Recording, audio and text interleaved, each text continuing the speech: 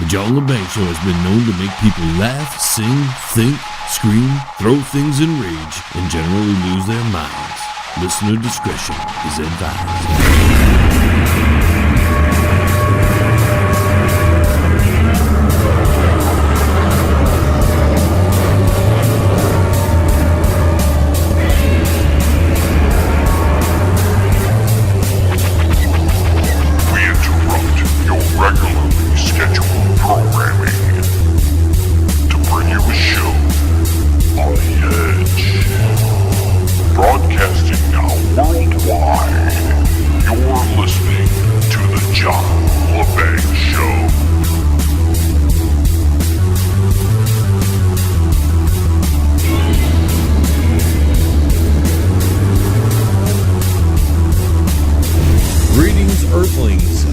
Media.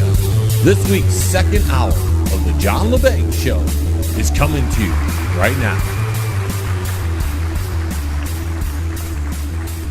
Welcome back, folks, after that short break. If you're on one of those stations that play the John LeBang Show back to back both hours. If you're not on one of those stations, then you're hearing us either the next day, a couple days later, whatever. But rest assured, we're going to keep the continuity going here.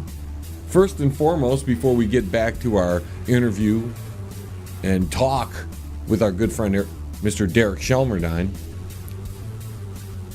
I want to acknowledge the fact and say thank you to everybody out there for just supporting the John LeBang Show. In between the first and second hour here, I was looking at the numbers and the website. Just the website alone is cranking. We're about 4 times our normal visitorship on the website. Just in the last day, in the last few hours, the numbers have just skyrocketed.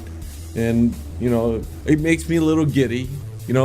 It's one of those things where you're doing the right thing, right? You're getting behind the right, you had a good plan. And you did it, you implemented it, and you set it forth into the world, and you said, okay, this is a good plan. Let's see if it catches on. And then, boom, it's a little amazing how many people are coming to the website just in the last few hours. So, but that's because, ladies and gentlemen,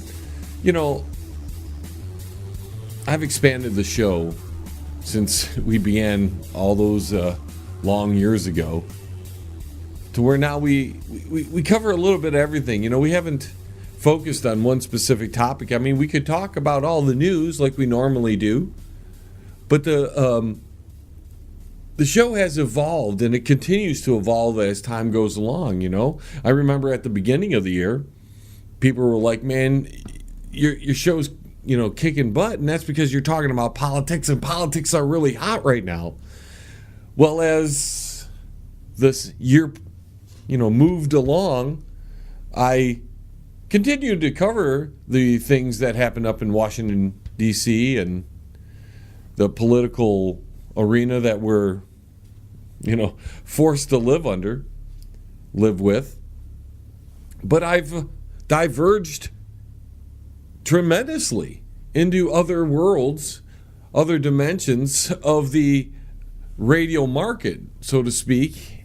And because even though it was hot at the time, and I knew it was hot at the time, and I didn't do it because it was hot, I did it because it was important.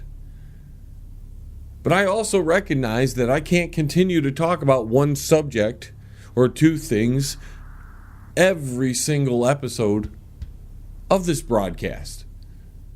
I always thought the best course of action was just to tackle your dream, just to go for it. You get an idea and you just do it, right? You did that. I never thought it was that hard. Apparently, to other people, it's not that easy to come up with an idea and then to put it in play.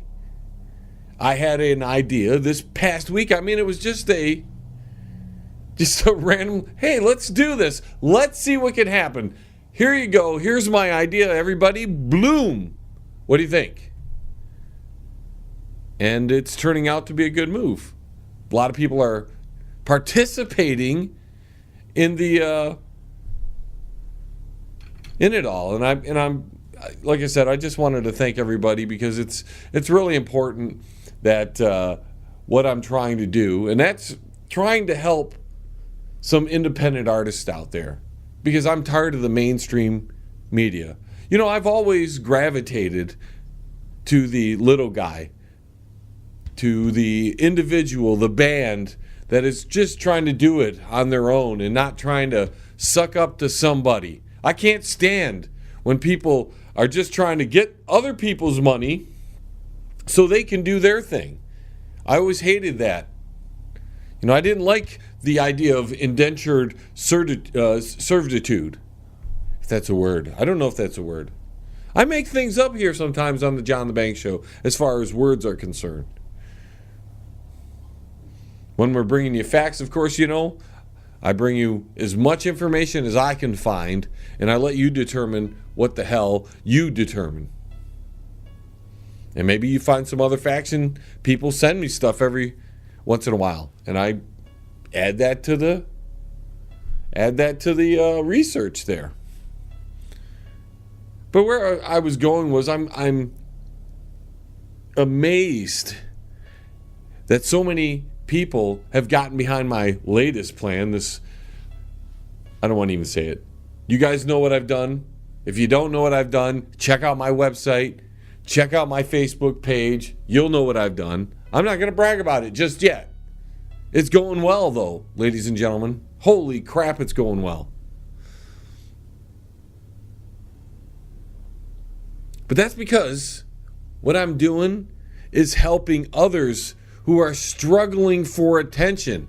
You know, there's so many people out there that when they search out their escape from everyday life, whether it be an hour or 2 hours or 3 hours, whether, you know, they search out their sources of information, their news and all that, they go directly to these mainstream media outlets. They continually do it, even though there's been so much, but that's because they don't listen to us, but here in the alternative media, we've shown how bad the mainstream media is. I mean, we've got the Harvey Schmeckel up there and all that kind of thing in the mainstream media. And people continue to go and watch the Hollywood stuff. They continue to see how the mainstream media has fabricated things, and they still go and look at them for their first source of information. So, and it's because people only have so much time, so they go to sources they know. But they're overlooking so many incredible, whether it be musical artists, whether it be talented radio presenters or whoever, even independent TV shows and whatever it might be, they overlook all this. Even if it's their friend, they skip over it. It doesn't matter. And when somebody shows an interest in what they're doing and wants to give them some kind of credit for doing it, they eat it up, folks. They eat it up. And I can't believe there's not more people out there trying to help these groups out, trying to help them succeed so they can be the big rock star. I don't know about you folks, but I'd rather have somebody I know make it big and famous than have some complete stranger do it. I don't even know the person. But we do it every day. People left and right, everywhere, will watch the mainstream media, whether it be Hollywood, the news, any of those mainstream outlets. They'll continue to watch it, even though we have all these scandals. We've shown how many times the media has deceived everyone, hasn't told the whole truth. We show all this, and people still return to their ways of going back to the ones that offer that stuff. And when like I'm saying, when I get some attention like I've had this year, when I've actually been able to succeed a little bit at what I'm trying to do, it makes me feel good, man. And with that in mind, I developed this idea to help out others. See, I don't do the whole charity thing like other people. My way of helping people is going out there and going, here's my hand, dude. This is what I'm going to offer you.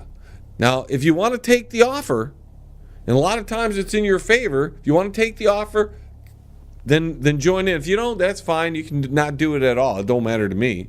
But I'll know in the future not to, put any effort behind you. See, that's how I roll on this world. I have a John bartering system. I'm going to be cool to you. And as long as you're cool back, we're all good. If you blow me off and I'm cool to you, I might try a little harder to hit you on the shoulder. Hey, man, I'm trying to be cool to you here. But if you're going to ignore me, then after a while, I'm not going to even focus. You don't even exist to me because that's cool. No big deal. If you treat me like a jerk, boy, I have my ways of handling that as well. So even if you're not interested, do not treat me like a jerk. Do not act like you're better than me, because I'm telling you, you're not. And I have my own ways of dealing with people who are idiots. Let's just say that. We don't hold back, do we, here on the John LeBang Show? Nope. We find a moron, a schmeckel, a schmegigi. We see any of those kind of people out there, we point them out, don't we, John? Don't we out there? I was going to say John. Folks, we're going to take a break early here because we do have a lot to cover with Mr. Derek Shelmerdine, part 2 here. So what we're going to do, we're going to go to break right now. When we come back, you're going to hear part 2 of the interview. It's going to take up 2 more segments, about another half hour, another 35 minutes of interview there. We're going to hear those 2 segments, and then at the end of the show, we're going to come back and do something else. So stay tuned, and we'll be right back, ladies and gentlemen. Now, don't get your panties all worked up. The John LeBang Show will be right back. And you'll love it. Check out the new book from Derek Shelmerdine, Rock and Roll Unraveled. It tells the story of rock and roll from its roots right up until the mid-'70s punk. Rock and Roll Unraveled. Not just the music, but also the events that shaped the music. Rock and Roll Unraveled. It includes the backgrounds to recording sessions, singles, album releases, births, and deaths, epic concerts, and festivals. Rock and Roll Unraveled. Shelmerdine has made a painstaking effort to document pretty much every event that would prove significant in shaping popular music. Rock and Roll Unraveled. Purchase the book at www.rockandrollunraveled.com. Follow him at Twitter at R&R Unraveled, and look him up on Facebook at Rock and Roll Unraveled. Rock and Roll Unraveled. By author Derek Shelmerdine. Available now. CRRM, CarePoint Billing Services. Their billers and managers are all dedicated to working for you to increase your profits. For more information, call CRRM at 248-579-3805. CRRM, CarePoint Billing Services. You're listening to the John LeBang Show. Join the radio revolution right here. It's better than some good Thai stick, man. Yes, I would like some too. I think of myself more as a song and dance man, The only reason that we are still together is that the subtlety of delicate change in the music. Some of it's old, some of it's new, something borrowed, something brown. Let's say you have a band that wears makeup, and you've got snakes, and you've got guillotines, and you've got really hard rock, Detroit rock and roll. All those groups and people that started off when we were starting off, they're all still going. It's funny how many times rock and roll's been dead. Yeah, how many times people have said it's been dead, it just keeps coming back like a bloody phoenix. Rock and roll! I mean, Motown's got to be one of Detroit's biggest exports ever, I would imagine. On the 14th of December, 1959, it's hard to believe it was 1959. You tend to think of Motown as more mid-60s, but it was a lot of it going on before then. At 14th of December, 59, Berry Gordy actually formed the Motown Company and set up his Hitsville, USA. I always think that's a great name for a studio. Yes, awesome. You still can visit the building, I believe. Oh, yeah. I mean, that should have a preservation order on it. That should be there for thousands of years to come for people to look at how recording studios should look. Well, we can only hope with the way they run the city. It goes up and down, up and down. We're lucky to keep any of our treasures. Right. Well, that's sad. But he'd started the company. Well, not the company. He'd started his first label. His first label was Tamla. And he'd actually kicked that off with an $800 loan from his family on the 12th of January, 59, so just under a year earlier. And he's also not heard a lot. Berry Gordy Jr. was quite a prolific songwriter. He wrote a lot of Jackie Wilson's early hits, and he wrote Rick Petite in particular. So, the money from that helped him form Tamla. The success he had over the next 12 months enabled him to actually then form Motown. And in the UK, all of that stuff was released on a label called Tamla Motown. So he combined the two for his UK releases. But, 59, the first sort of partial release on Motown was The Miracles, Bad Girl.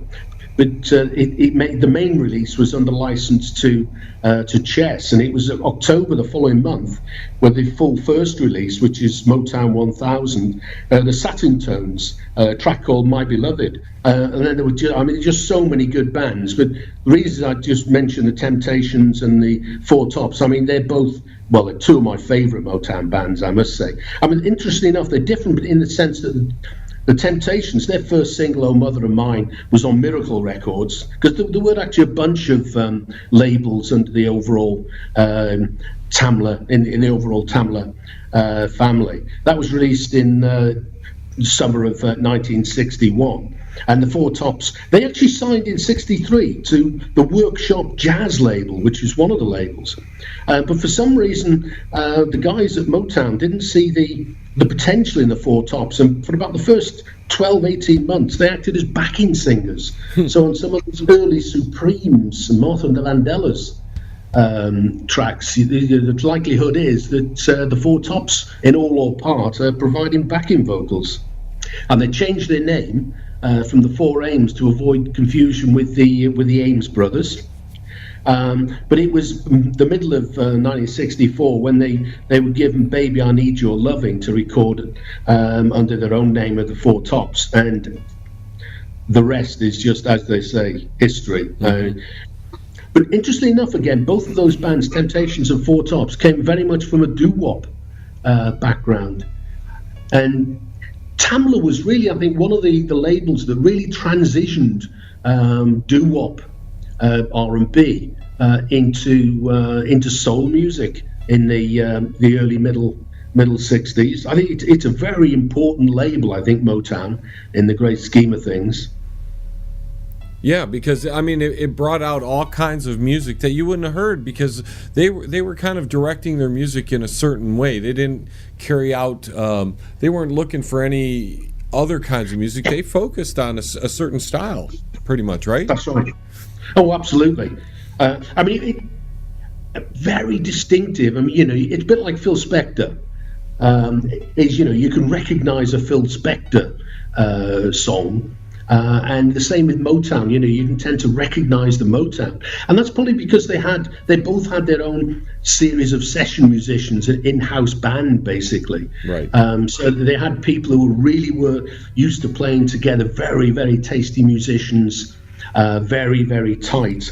They both had in-house songwriters, although Spector did contribute quite a bit to the songwriting elements. Right, but when you add all those together, that's why that Motown sound has a particular feel, is because you had a certain group of musicians who knew how to play with each other, and you had writers that they worked with constantly, so you develop a style. Absolutely. Yep. Absolutely. If you take that, the regular musicians, regular producer, regular arrangers, you are going to get the best out of the artists. Mm-hmm. And what's really great is you can actually see, if you're lucky enough to be in America, you're going to be able to catch the Temptations and the Four Tops together at a bunch of dates from, November through to May next year.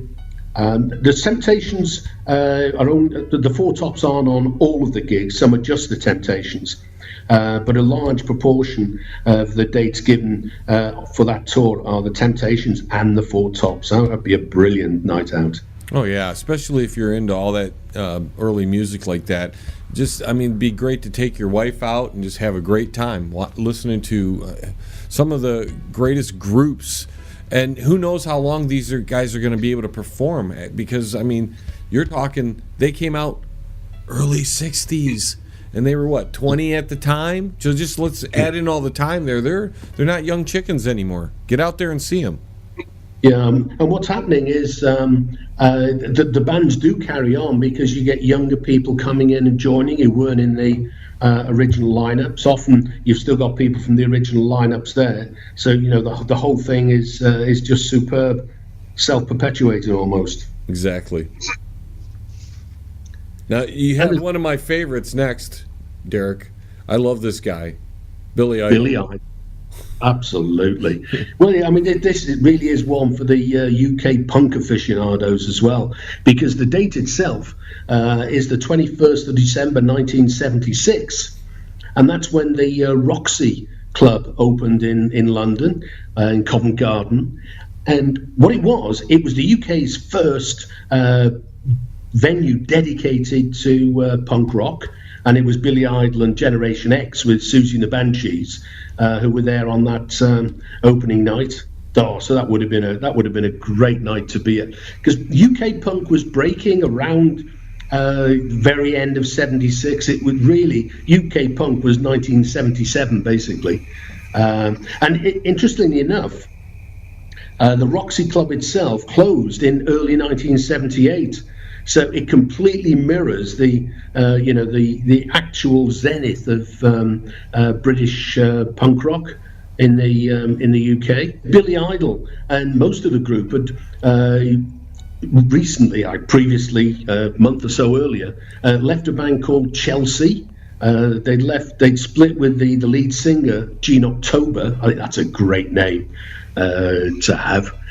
He built a second incarnation of Chelsea, but they became Generation X, and they were together till 1981, which is quite a while, till Billy Idol moved off onto his own, solo path. Very successful solo path. Oh, absolutely. And he's on tour, right? There's not an awful lot of dates. I mean, he's at the Rockville next April, a 3-day music festival with people like Ozzy Osbourne, Clutch, Foo Fighters, and another great name band, Five Finger Death Punch. Yes. I'm a big fan of Clutch. I don't know if you've heard much about them, but I'm a huge fan of Clutch. Very much Billy Idol seems to be I think what he does, he doesn't so much embark on tours. He just does sort of gigs here and there, and that's the only one I found listed at the moment, but I'm sure there's going to be lots of gigs up and down that he'll be at. That's Rockville's in Jacksonville in Florida. Yeah, and where else do you want to play when you're jamming with Ozzy, Clutch, and the Foo Fighters and Five Finger Death Punch? Do it in Florida, man. Absolutely. All right, so we got Judas Priest next, right? Yeah, but there's this an interesting one. On the 23rd of December 1985, they found themselves with a lawsuit after a couple of fans had committed suicide. Ooh. Back in 1978, they'd released an album called Stained Glass, and a couple of guys decided, a guy called Raymond Belknap and James Vance decided they'd have a suicide pact with shotguns. And Belknap succeeded, but Vance only succeeded in blowing away the bottom half of his face, which is not a good thing. And the parents blamed Judas Priest and CBS, the record company. They reckon there were subliminal messages that said, do it, do it, do it. In a track, they did a cover of Spooky Tooth's Better By You, Better Than Me. Brilliant song. And that was the song that was singled out. And it's about 1990, so 5 years later, the court settled in the band and the record company's favor. Yeah, it's hard to blame a band for people doing something to themselves. So I think so. Yeah. Are they on tour now? Yeah, Judas Priest are on tour in North America, USA, and Canada. Well, not actually at the moment, but they've got a tour coming up in the spring. They've got the dates 13th of March to the 8th of April already booked. But again, the chances are that there'll be more dates linking around these particular dates. Yeah, that's what artists do. They give you the initial tour dates, and then all of a sudden they start adding a bunch on as there's a demand for it. Absolutely. They sort of test the water. Mm-hmm. But yeah, it's interesting. There've been a couple of those. Ozzy Osbourne found himself in a similar situation with a suicide lawsuit. Again, I think he won that one. But I've listened to that track a few times, and I do struggle to hear any subliminal messages in it, I think. Yeah, it's brainwashing you. That's why you don't hear it, man. It's subliminal. Exactly. Probably not drinking the right drink or that's right. Whatever. Now, there's a whole bunch of birthdays in December, correct? Oh, absolutely. I mean, some people who really are, pillars of the rock and roll world. And what I've done, I've separated them out into people who are on the road and the first bunch of people who are sadly, only now performing in the great gig in the sky because they've moved on to the next world, as it were. And interestingly enough, the first on the list, born in 1921 on the 15th of December, was Alan Freed, the man who's accredited with coining the phrase rock and roll. And the disc jockey really did probably more than most to bring black R&B music particularly to white teenage audiences. And he was such a big part of the early rock and roll story. But he got caught up in the whole payola thing, rather sadly, and he died 20th of January 65, quite a penniless and broken guy. A lot of the artists end up that way. It's weird because their music gets so popular, and you would think they'd have a lot of money saved up from all the royalties, and some of them just can't keep that money in their pockets. Yeah, that's true. I think there was less money around, though. I think there was nothing like the amount of money in the industry, even for people who are very successful. They didn't earn anything like the money that people have earned over the last decade or so. Right, and that's maybe why some of these guys are touring now, because you can earn the big money right now. Well, exactly. I mean, what's interesting is just about, and what becomes more and more evident the more you look at, who was doing what back in the day and who's on tour, and pretty much if people are still around and capable, they are touring, or their bands are touring. All right, folks, we're going to have to take our half-hour break here, and on the other side of this, we'll continue with part 2 of our interview with author and rock and roll historian, Mr. Derek Shelmerdine. Stay tuned. Smoke them if you got them. Because the John LeBang Show will be right back after this. That's guaranteed. Yes. If you are elderly, disabled, receiving SSI or Medicaid, and you have a medical need or require assistance with daily housework, shopping, grooming, medication, you may qualify for housekeeping at no cost. Call now. VIP Home Healthcare. 248-579-3805. VIP Home Help Care. There when you need them. That's 248-579-3805. And I'd like to welcome our new sponsor, Pane in the Glass, commercial and residential window cleaning. For a beautiful, sparkling shine that's crystal clear, call Pane in the Glass Window Cleaning. You can find them on Facebook at Pane in the Glass. Hey, man, it's at the bottom of the hour, man. Do you know where your kids are, man?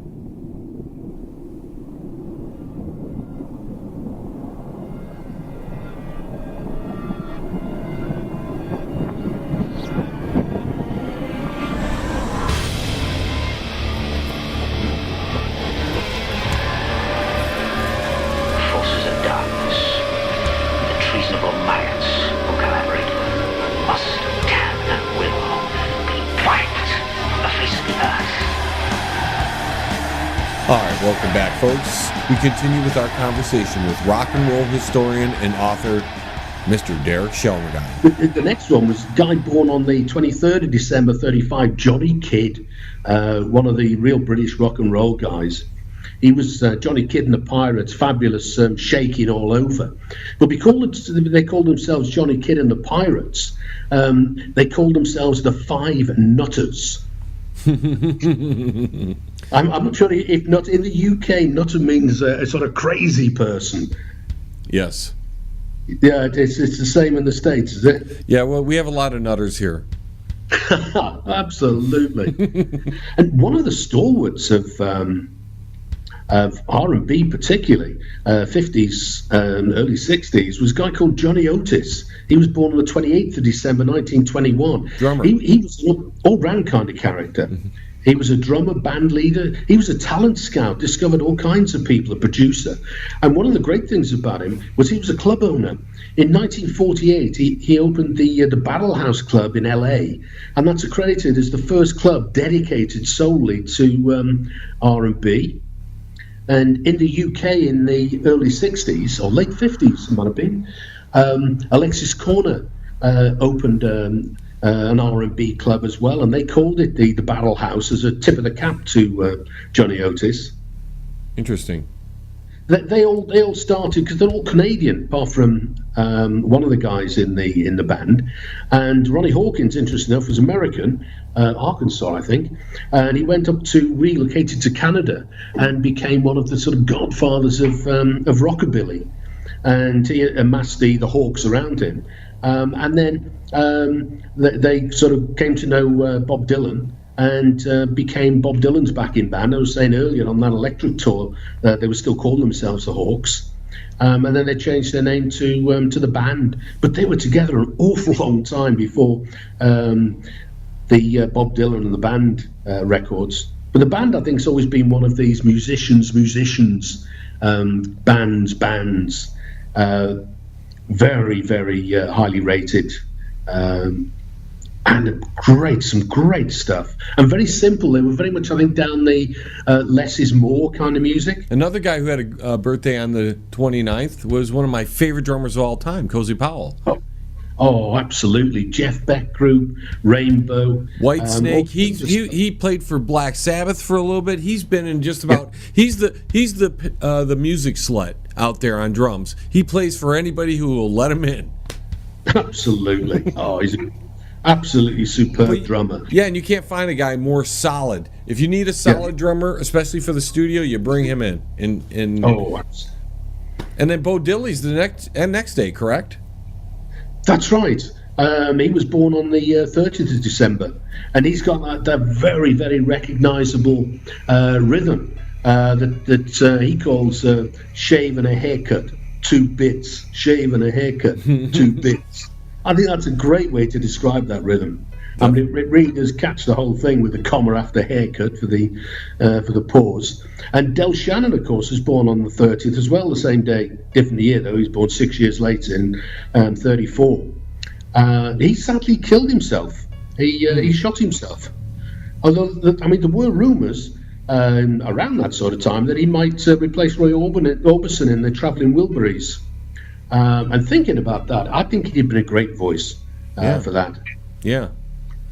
Yeah, because that was a band that needed a great voice to meld with all the other voices that were, and they were all distinct, but they all worked well together. Oh, absolutely.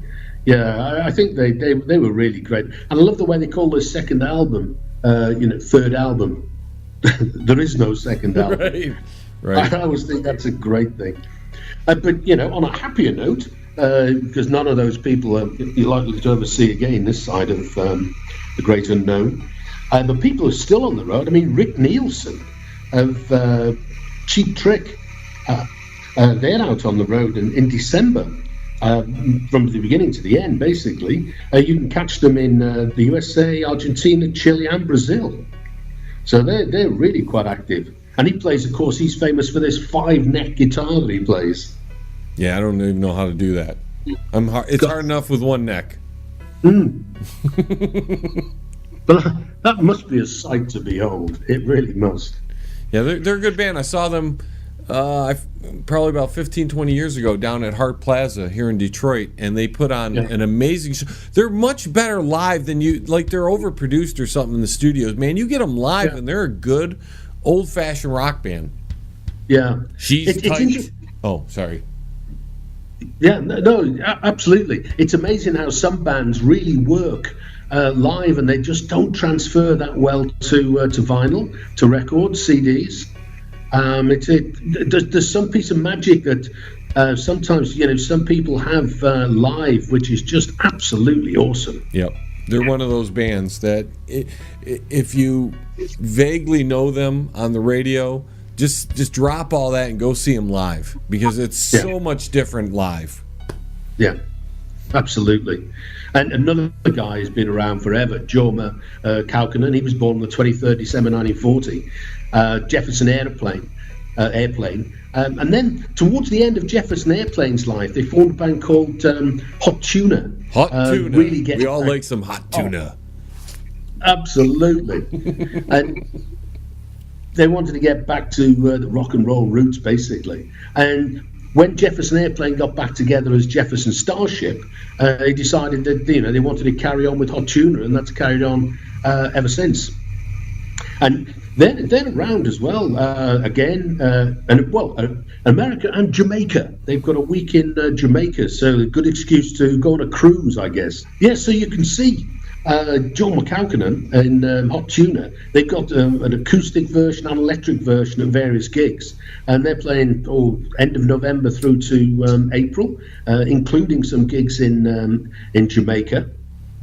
But I mean, one of the guys that sadly you can't see, but the band is very much on tour, is Lemmy. Lemmy was born on the 24th of December 1945 in Hawkwind, and then moved over to, sacked from Hawkwind, and formed Motorhead. And he was Jimi Hendrix's roadie for a while. He started, this is just my opinion, but when he passed away, it started a great passing of a lot of musicians, like right after that. And in the past 2 years since Lemmy died, we have seen a tremendous amount of just extremely famous and talented people leave this earth, right up until just recently with Mr. Malcolm Young. Yeah, absolutely. Absolutely. Well, I suppose as people are getting older, they're sort of likely to be dying off that little bit faster. Yeah, no, it's so we thought. A reminder of our mortality and how old we're getting, Derek. But let's not get into that. Let's talk about some other stuff, like some music stuff. Let's talk about happy things like Henry Vestine. Although he actually did die, but he was born on Christmas Day. In 1944. He was in a very early version of The Mothers of Invention and Canned Heat, and you can catch Canned Heat on tour right now. They're actually on a Flower Power cruise in February 24th to 27th, and that will be so much fun. And in Australia in March 22nd to the 31st, and another band on tour, the Moody Blues. We're talking about them because Mike Pinder was born on the 27th of December. Night in white satin. Oh, sorry. Interesting. Always time for a song, John. I mean, he left in the sort of mid-late 70s, but Moody's are on tour now. You can catch them in America in January. 10th. They've got some dates, 10th to the 31st listed. And what's great is you've got Graham Edge, who was one of the originals. He played on their first single, Go Now, and Justin Hayward and John Lodge are part of the band. They joined in '66, so that's pretty good. Yes. Patti Smith, she was born on the 30th, and Lenny Kaye, the guitarist, born on the 27th. They're still active and about. She's playing a gig in Dublin on the 6th of June, and Jeff Lynne, talking to the Travelling Wilburys. He's on tour with Jeff Lynne's ELO, and he's all over the place: USA, Scandinavia, Europe, UK, Ireland, and that's he's doing a lot of forward planning here. He's got some dates in the diary for the 2nd of August to the 26th of October 2018. One of the sad things, I think, one of the first real casualties, I suppose, of rock and roll was Johnny Ace. On Christmas Day 1954, he was playing a gig in Houston, Texas, with Big Mama Thornton, and he was backstage waiting to go on, and he lost a game of Russian roulette. Boom! a very rock and roll way to go. But I mean, I do like Johnny Ace. I mean, that's how you want to get ready for a gig, is play a little Russian roulette. It relaxes you. Absolutely. And then you've got Christmas in Chokey, of course, for Phil Spector, although he does qualify for a mention because he was born on the 26th of December, 1939. But he was found guilty, of course, of Lana Clarkson's murder. And he got 19 years to life for that. So I don't think he'd be making too many more Wall Sound, sadly, records. Now we have some quickly. We have a couple Christmas stories you want to tell us, right? Yeah, I mean, Elvis had a great Christmases. On the 29th of December, 1956, he had 10 slots on Billboard's 100. The highest one was number 2. He was kept off the top spot by Guy Mitchell's Singing the Blues. But if you imagine that his first RCA single, Heartbreak Hotel, was released on the 10th of January, he went from a standing start to 10 singles on the charts in less than a year. Well, one of the stories I love is in 21st December 1970, he had a meeting with Richard Nixon because he wanted to become a drug enforcement officer.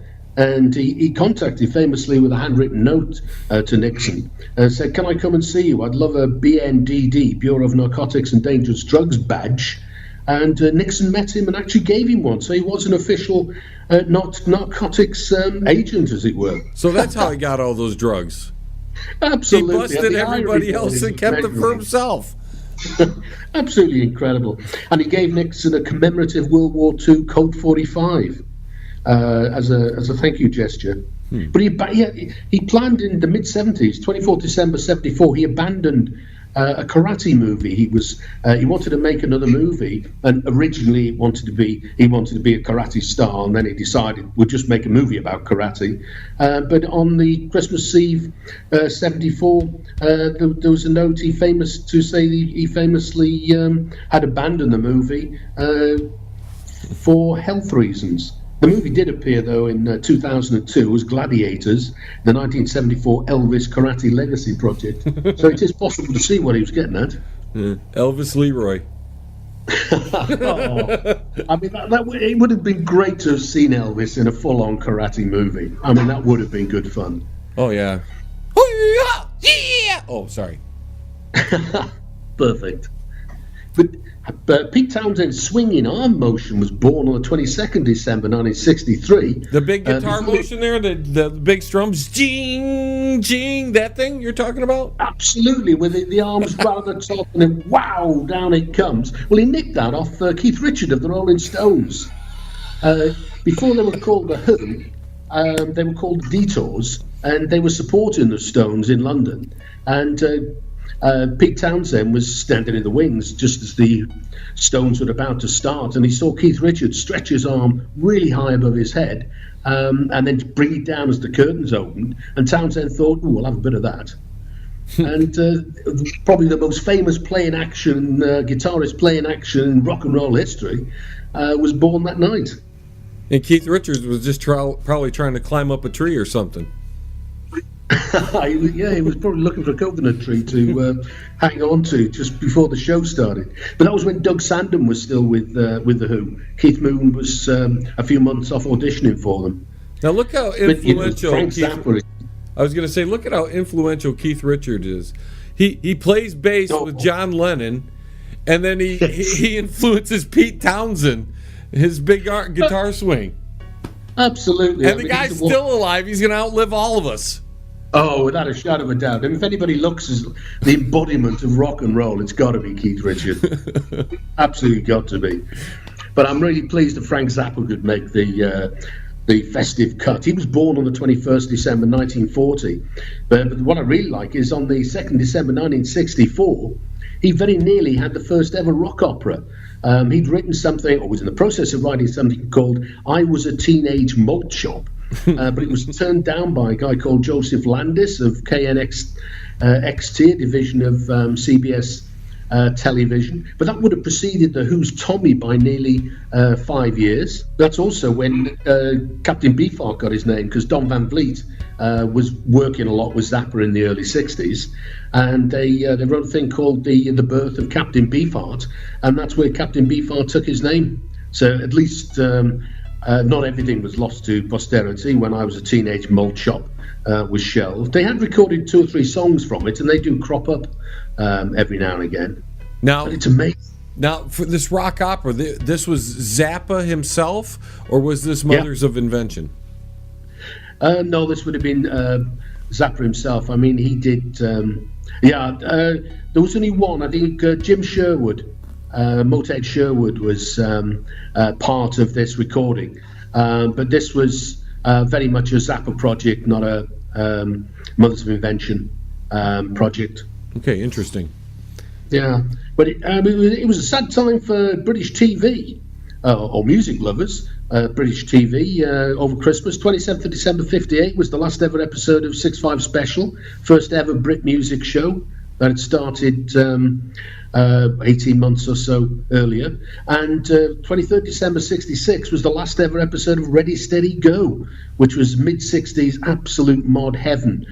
It was a fabulous thing. That had started in 1963, so that was quite a sad time, really.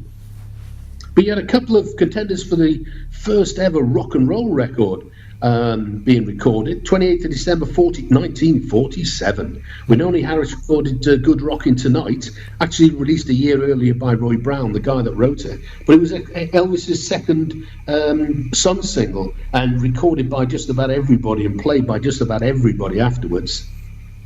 And the 30th of December 1950, the Dominoes released 60 Minute Man, another contender for the first rock and roll record. But that was one of the first songs that our black R&B artists, the Dominoes, but was a big crossover and attracted a white teenage audience. But the guy who's the lead singer was Clyde McPhatter, who left the Dominoes in '53 and went on to form the Drifters. Yeah, and the last thing for the Christmas festive thoughts, Leonard Cohen. On the 27th of December 1967, he released his debut album, Songs of Leonard Cohen. You just laid out so much stuff for us. I mean, I'm gonna be listening back to the show, just keeping up with my rock and roll history. Now, you get all this stuff from your book, correct? Well, every one of those stories is taken straight from the book, yeah. So they're all in there with a lot more detail, obviously. And you're all over social media. Why don't you let everybody know what your social media is? Yeah, well, Twitter, you can find me at RNR Unraveled. Facebook, it's at Rock and Roll Unraveled. And the website's a great place. I'm always trying to add stuff onto there. That's www.rockandrollunraveled.com. I take some stuff from the book. I add stories to the book. And what I like to do, what I can, particularly on Twitter, is hunt out some great versions of songs that are available on videos, original versions of stuff that people may not have heard.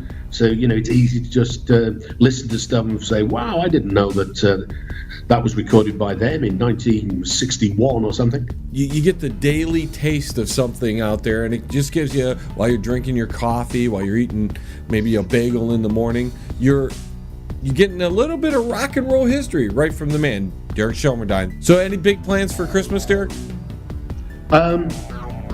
No, relaxing really, I think, to be honest, just feet up. We're over in Spain at the moment. We'll be over in Spain for Christmas. We're right on the seafront, as it were. So hopefully it'll be a nice day. In this part of the world, at Christmas, the temperatures could be well into around the sort of 60 degrees or a little bit less. But certainly, jeans, t-shirt, maybe a light sweater kind of weather. So out with the gin and tonic, possibly watching the world go by. That's the plan. That's completely brilliant. So this is our last episode of the year. We're going to see you back next year, correct? You're going to continue to be one of our contributors and our friends, correct? Oh, absolutely. I really enjoy it. It's great fun, particularly when I'm researching stuff as well. It's absolutely brilliant. I love it. Derek, I can't thank you enough again for being a major part into this broadcast. And I wish you and your family a very happy Christmas and a great new year. And we look forward to seeing you in 2018. Oh, that's great. And a great Christmas to you as well, John. And Thanksgiving, of course. That was Derek Shelmerdine, author of Rock and Roll Unraveled. Ladies and gentlemen, we'll be right back. Where do you think you're going? The John LeBang Show will be right back. So grab a beer and a smoke and sit your butt back down. Stay right here. Powerful, epic music by Toothbox Roll. Life-changing lyrics come in every style, empowering humanity to finally unlock the chains of bondage. Experience the edgy side of positive music and rock your world today. From Primal to Divine, available now at sassyalternativemusic.com. If you want to contact the John LeBang Show, feel free to send an email to jlebang@live.com. And if you're on Twitter, look him up at John LeBang. And don't forget to go to his Facebook page at The John LeBang Show. Now here's John. So we have another person that's being accused, a local boy, Mr. John Conyers. He's now being accused of being a pervert, basically. There's a lot of that going around in the mainstream organizations, aren't there, ladies and gentlemen? At least there's the accusation of those sort of things. I met him years ago when I was a aspiring musician and trying to get my music out through an old rag called Jam Rag. They were friends with Mr. Conyers there, and I met him at a couple of the rallies. I thought he was a scumbag then, and lo and behold, if all this is true, all these accusations are true, proven to be right again. He's just another dirtbag. We got to give him his day in court. I mean, that's what Pelosi's saying, innocent until proven guilty. I mean, it doesn't go that way for a lot of us. If you're a famous person who's admired by a so-called political group of a specific orientation, well then you're innocent until proven guilty. Now, if you're not part of that group, then you're guilty. You're always going to be guilty, even if you're innocent. It doesn't matter if you're innocent. It doesn't matter if the accusations happened 40 years ago or the accusations of wrongdoing happened 40 years ago and there's really no way to prove it. You just throw that out there and hopefully it sticks, and then you can destroy people's lives. But if you're on a specific side of the aisle, then hey, it's okay. He's innocent, ladies and gentlemen, until proven guilty, which is something I do believe in. But it's funny how if he's on your side, it's okay. Or it's at least, don't accuse him. Let's wait till the evidence come out. And if he's not on your side, then it's guilty, always will be guilty. This duality that we have and that people engage in just it's curious to me. So as we're running down the clock here, ladies and gentlemen, we only have a few minutes left before we're out of here. I wanted to just express to you here in the last few moments my deep appreciation for the time you have given me this year and the help. And I've done that a little too much probably over the last few weeks, is thank people and give people credit for helping me out along the way. But it's been a good year. And as we're rolling into our Christmas or holiday scheduling, we don't want to call it Christmas to offend anybody, it's really our holiday scheduling. We've got some Christmas specials. I'm working on something. I had a brilliant idea. My ideas have been pretty good this week. I don't know where they all came from, but they all popped into my head, and I'm like, wow, I could do this, I could do that, I could do another thing. So what I'm saying is that we're going to have specific things available over the next month for you to listen to, and occasionally I'll probably stop in to give you my 2 cents, my opinions, my insight on things that may be happening. I mean, if something huge happens, ladies and gentlemen, I'm going to be on the radio. Or at least I'm going to be doing YouTube videos, which you'll be able to catch those on my YouTube channel, as well as with the website, because that's all available. If you don't know what's going on with the John LeBang Show, then all you have to do is click on www.jlebang.com. Boom, and you head over there. You can find out all the information you would ever need about what's going on with the show, what's happening, upcoming guests that you can get in archives, all those sorts of things. So that's how you can vote on stuff too there, as we have I would say a competition of sorts going on the website right now, as well as other places. But now I'm blah, blah, blahing away here when I should be discussing some of the things in the news, I guess. With such short time available before we have to get out of here, let me hit a couple of the things in the news cycle. Scientists push LSD for terminally ill patients. CIA used these kind of drugs to experiment on people.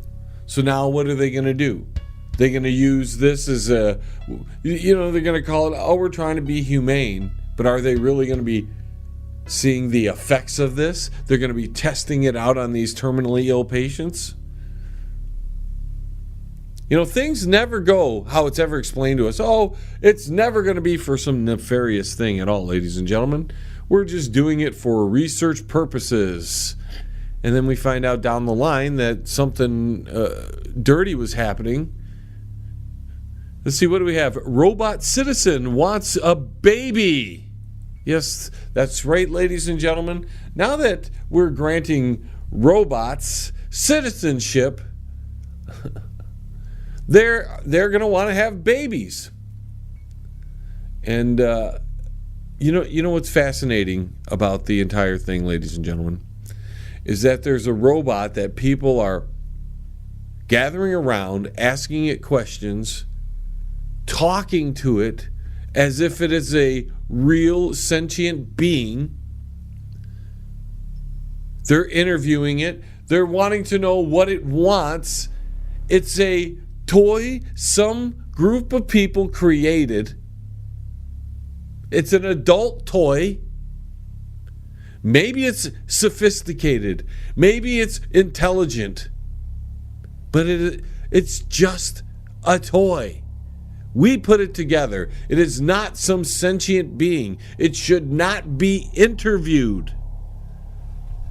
Lord, our race has lost their mind. What about the two guys that were caught having sex in public right there on a street platform in Melbourne? I mean, we're gone.